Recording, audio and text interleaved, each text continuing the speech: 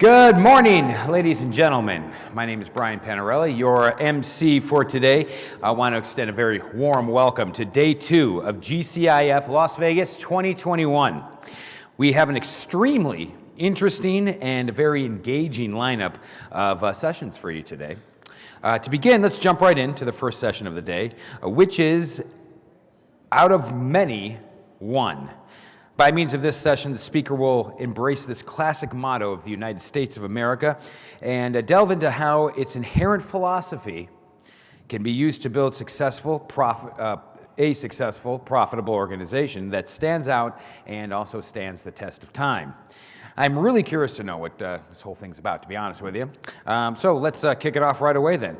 Bruce Braviroff, who is the fractional CFO and raconteur of your CFO, is going to help us out with that today. Bruce, come on up to the stage, my friend. You're very welcome.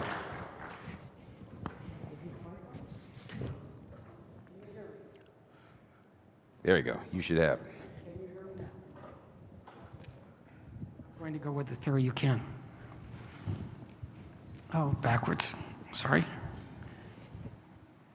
I'm Bruce Braviroff. I'm a fractional CFO, and I have been working as a CFO for about 25 years. And I started out being a fractional CFO when I was at a meeting, and I told someone that all CFOs are fractional because what happens is you get the job done, and then they fire you because you're too expensive. And 3 weeks later, I got fired. And I decided at that point that I had to listen to my own words. And because of that, that's how I became a fractional CFO. I have about 20 clients I'm working with, from a candy maker that we'll talk about later, to big distribution, to a restaurant group. My conversation is Pluribus Unum, and it is the phrase that the founding fathers of the United States picked as our pseudo motto. They didn't adopt one, they just decided this was it. And Pluribus Unum means out of many, one. And if you think about it, they brought together 13 colonies and formed states and commonwealths to form the United States. In doing this, they brought together very diverse, very unique demands from each state. One of the things that almost killed our country was slavery. It was an issue that they left out of the Constitution on purpose, and that's how some people got to be 4/5 of a person. It's not the right thing, but it was what it took to get the job done at that point. And sometimes we forget today that you have to do what it takes to get the job done. No transaction, no negotiation is perfect. You have to give and take. And if you look at our government right now, give and take is not on the table, and they need to learn and go back to what we used to say. I just gave this part. It was basically our national motto until 1956.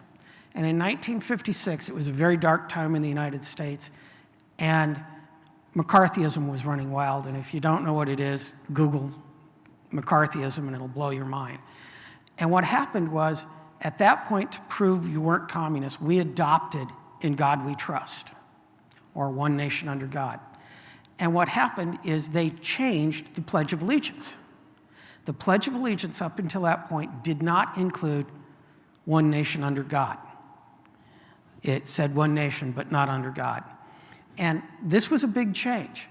And to me, and this is why I talk about this, it became a question of who's God? I'm Jewish.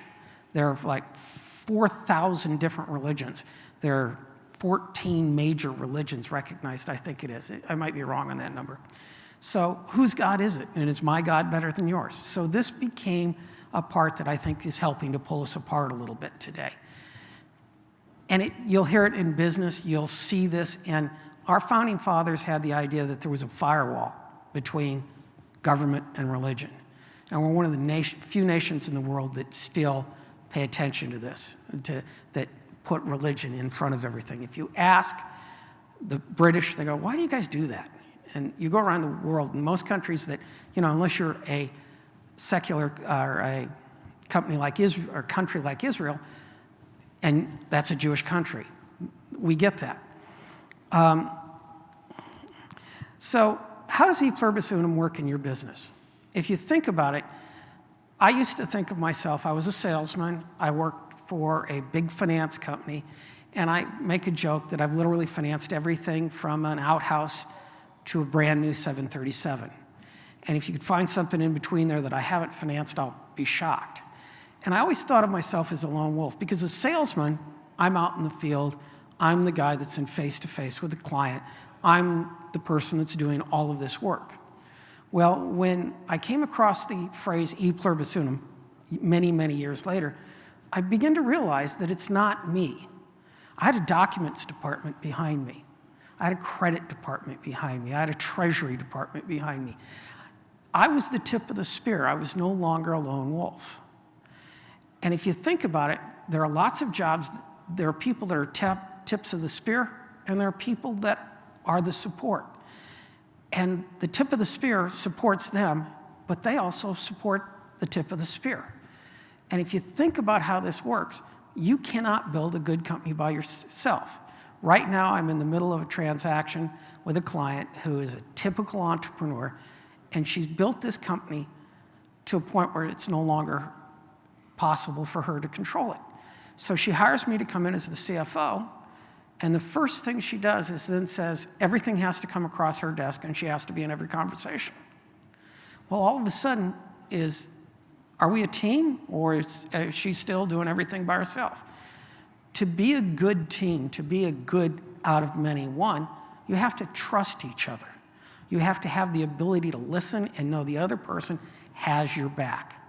They know what you need, and they're the expert. I'm an expert in finance. I'm an expert in banking and accounting, and I don't mean doing the accounting, I mean reporting it and how it works. But I'm not an expert in doing the accounting. I'm not the expert in how to build a business. This woman's built an incredible business and is making a ton of money, but she doesn't even know how much she's making, because her accountant, her CPA, when I talked to him, I said, these taxes don't look right. Do you know what she does? And his answer was no. How can he do a good job of reporting what she does if he doesn't even understand what she does? This is part of the team. Do you look and consider your CPA, your accountant, your insurance, your attorneys, your CFO, all of the people? These are the people that are your team. When I come into a new project, I bring my team with me. I have in my little group a marketing person, Sean Knotsley, who's sitting right here, who really makes me look good. I have a branding person. I have a video guy who does all my work. And all of these people work to make me look better. I can't get here to where I'm at without their help. Anybody that thinks they can get to this spot and stand up and be an expert without a bunch of people supporting you and surrounding you, I think you're confused. And if you do, if you can, great. It's like the many people that I hear, and I'll be at a conference or a session somewhere, and somebody will stand up and say, I can do this, this, this, this, this. Well, guess what? They can't. They can't do a great job because they're spread too thin. They're not a subject matter expert. I am a CFO, and I'm a very unique CFO because I'm not the guy that's going to take you public. I'm not the guy that's going to get you ready for that big public thing. But I'm the guy that's going to get you ready for the guy that's going to do the public. I'm the guy that's going to get you ready for a sale. I'm the guy that's going to get you ready for investors. I'm the first step, not the last. And people need to understand what your lane is.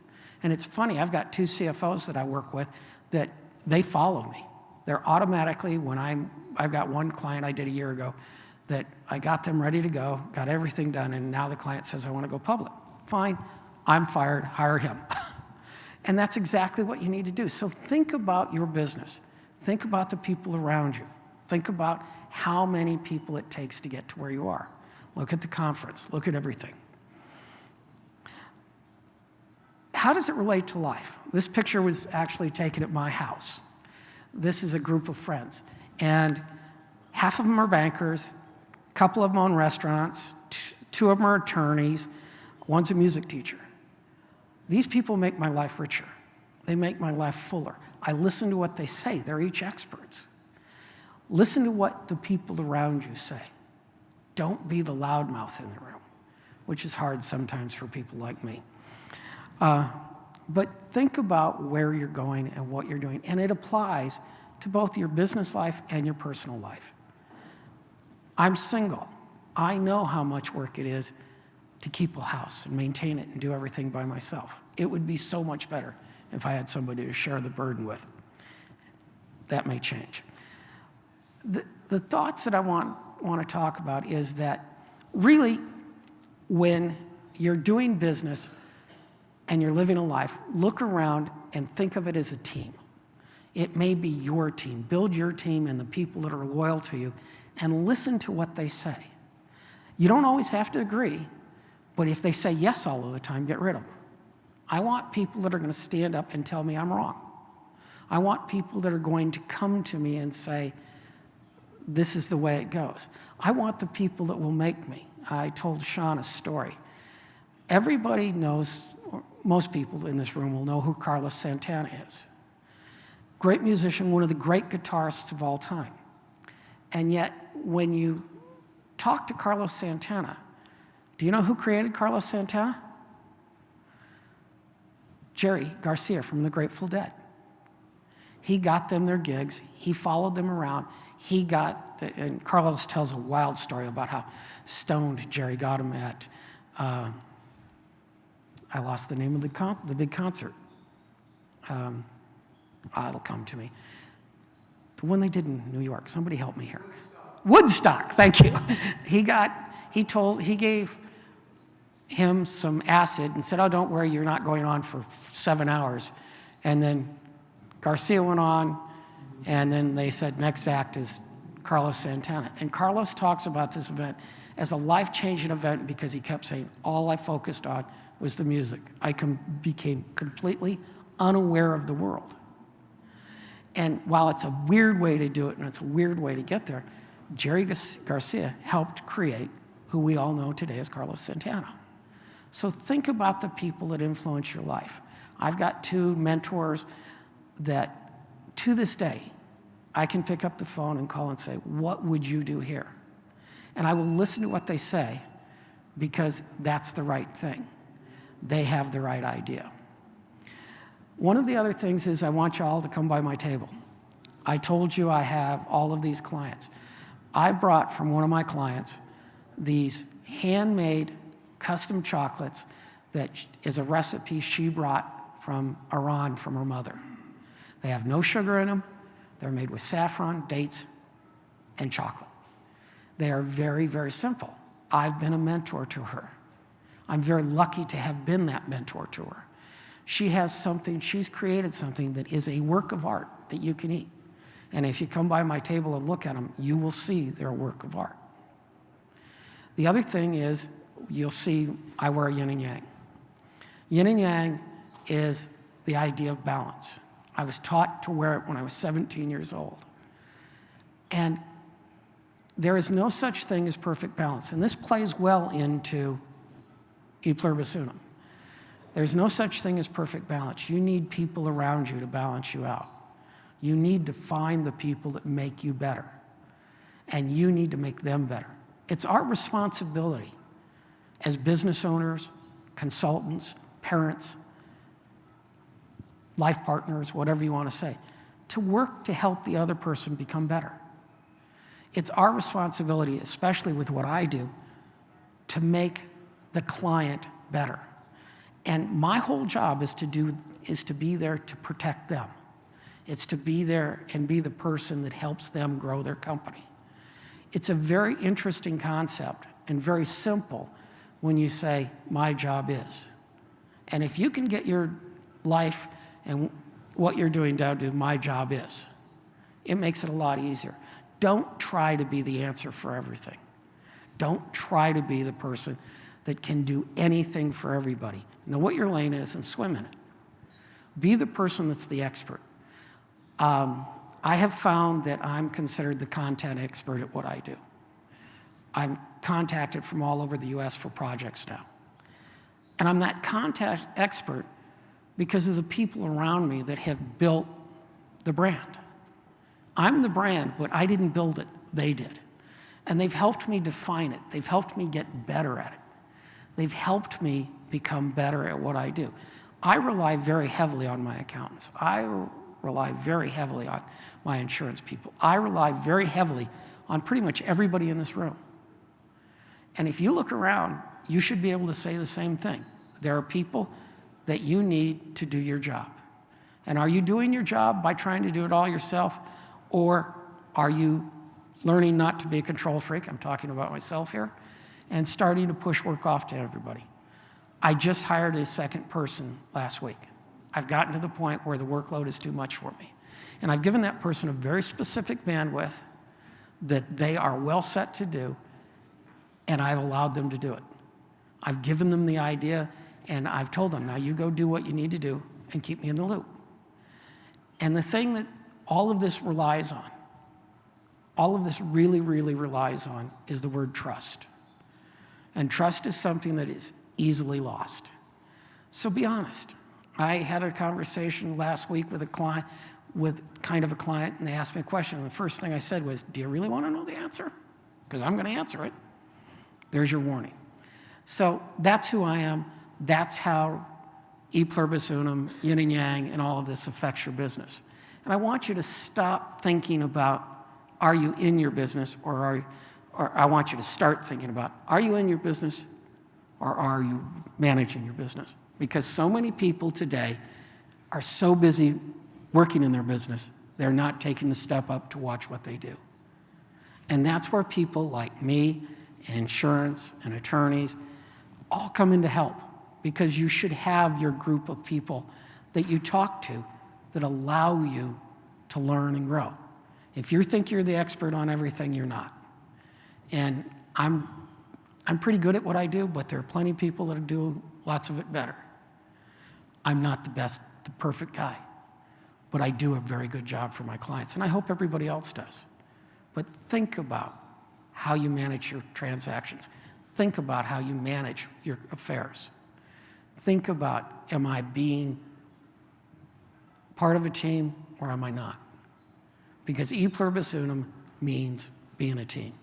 Supporting each other, compromising, understanding that I'm not going to get everything I want in every negotiation. It's something that I think this country's lost track of. And I think it's something we need to find again badly. I hope we do. Now, I've been asked I left time for questions or thoughts. If you'd like to ask me a question, please stand up and we will bring you a microphone and you can ask. Anybody got any questions? Wow, really? I did something right. Anybody got any answers? Great. Well, guys, thank you much. I appreciate the time. I really enjoyed doing this, and thank you.